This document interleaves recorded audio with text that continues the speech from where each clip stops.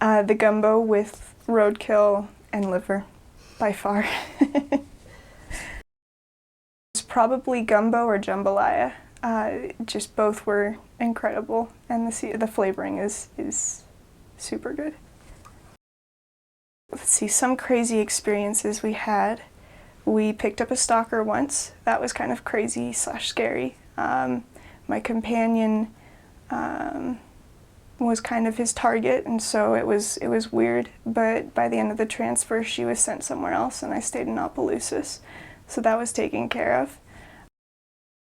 One really awesome experience that we had was the church had a bunch of records that we didn't know where these members were, and the church sent them all back to the areas, and we were given all these records and told to see if we could find them. And there was one record in particular, and so we went and we felt strongly that we should go and try to find this person, and we went and we pulled up to this house, and there was these kids outside, and as soon as we pulled up, they ran inside the house, and we parked, and we're like, oh no, and we see this mom come out, and she doesn't look happy at the time, and I'm like, okay, sister, 1 second, and I get out of the car, and I said, are you so-and-so? And she said, yes, and I confirmed her first and last name to make sure, and she said, yeah, that was her, and I said, you know, I'm Sister Falk, we're missionaries from the church, and we've been trying to find you, and she was just like really excited and just taken aback, and she said, I've been praying for you guys too, and she was a less active member who had been there for who knows how long, and so that was a really awesome experience, just reconnecting and finding her and doing that. I found out from my mission president he approved of them after the mission. He didn't know about them at the time, but we pranked the elders a couple times, so that was always fun. We pranked them a couple times. I won't go into detail, but it was fun. We had a really good relationship with all the elders we served with, so it was really cool. We didn't have any hurricanes while I was there. I'll be honest, it wasn't good. I prayed for a hurricane, but it didn't come. I know, I shouldn't have. Let's see, the craziest thing that probably happened, aside from the heat and humidity and rain, where it was raining to a point where you couldn't even see out the window as you're driving, the craziest thing that happened was probably my second winter. We had this crazy freeze that happened that was really unusual for Louisiana, and it was super, super cold, and with the humidity it makes it even colder. It just sinks into your bones, and the roads froze over and the sidewalks were all frozen, and so the mission president actually said that we had to stay inside for at least a day, I think it was.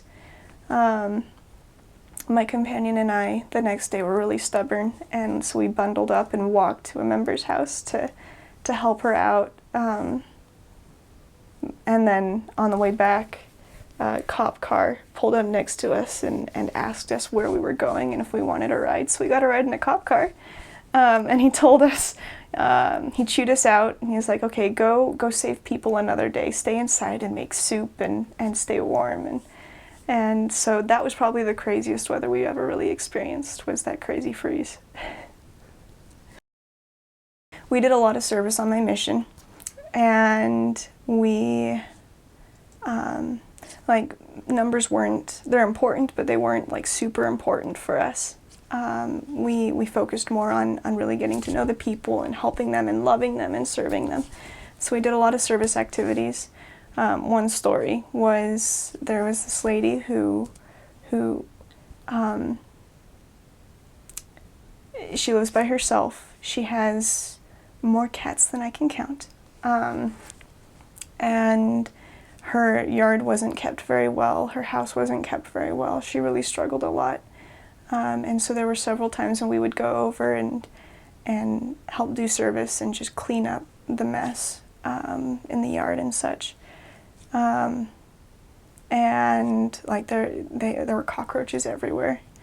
And there was one time we went to go and do service, and a cockroach started climbing up my leg, and I freaked out. And I didn't scream that time, But it was like I kicked it off and I was freaking out and was just super cautious the rest of the time.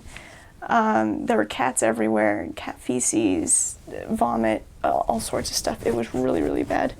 But she was so grateful that we gave her that time to help her, and as a result, she came to church at least one Sunday, and she hadn't gone to church in years.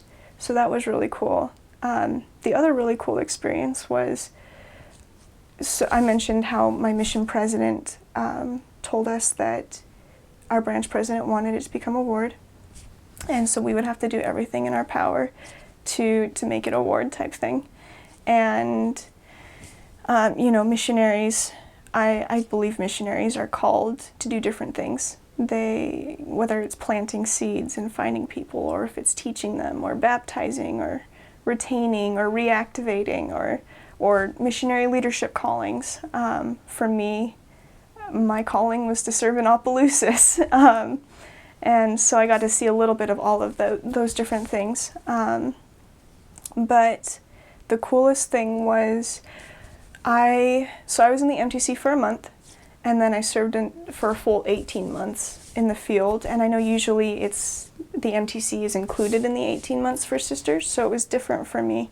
And I didn't understand why at the time, but as we continued to work to find people and baptize and reactivate and find those missing people from the records the church sent us, on my very last Sunday in the field, we became a ward. And that was probably one of the coolest experiences, was just, working my whole mission to reach that goal and then seeing it reached my last Sunday before going home. So yeah, it was so cool.